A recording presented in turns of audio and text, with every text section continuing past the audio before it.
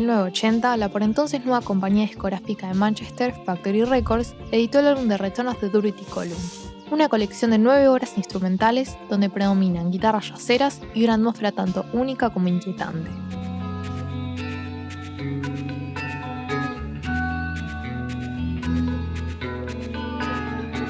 La banda fue ensamblada por uno de los fundadores de Factory Records, Tony Wilson, quien había convocado a los guitarristas Vinnie Riley y Dave Robotham, al baterista Chris Joyce, al bajista Tony Bowers y al vocalista Phil Rainford.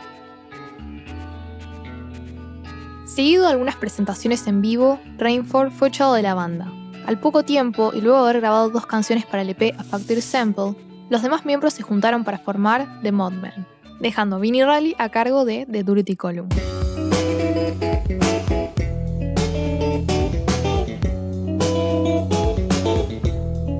Riley había estado tocando con Ed Banger and the Nosebleeds, un grupo punk de corta actividad pero conocido por el éxito posterior que tendrían algunos de sus miembros, entre ellos Morrissey y Billy Duffy.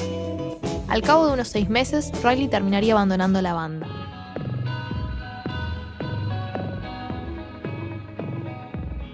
El álbum debut de The Doherty Column fue publicado durante la fiebre post-punk que sufría Manchester a fines de los 70. Sumado al entorno del que provenía Riley, uno podría asumir que The Return sería un álbum cargado de riffs agresivos, guitarras distorsionadas y acoples, pero esa no es la manera en que funciona Vinnie.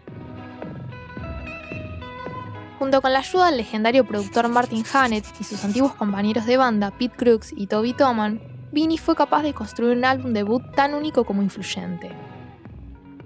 Si había algo tan remarcable como el álbum en sí, era su funda. La misma estaba hecha con papel de lija con el fin de dañar a los discos adyacentes.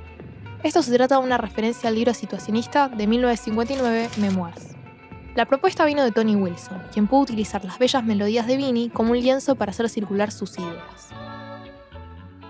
La funda fue ensamblada por los miembros de Joy Division y A Certain Radio, 2 bandas que compartieron sello con The Doherty Column. Mientras Ian Curtis se encargaba de pegar la funda, los demás miembros se encontraban mirando una película para adultos en el cuarto al lado.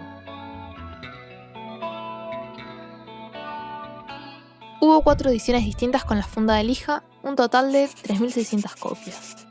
Unas con el número de catálogo de Factory Records 14 pintado en negro o blanco y con un flexidisco extra que incluía 2 tracks del productor Martin Hannett.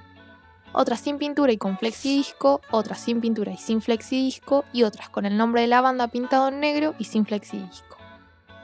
El álbum se reeditó meses después en julio, pero ahora con una portada distinta. La misma fue diseñada por Steve Horsfall y presentaba 3 pinturas del artista fauvista Raoul Dufay.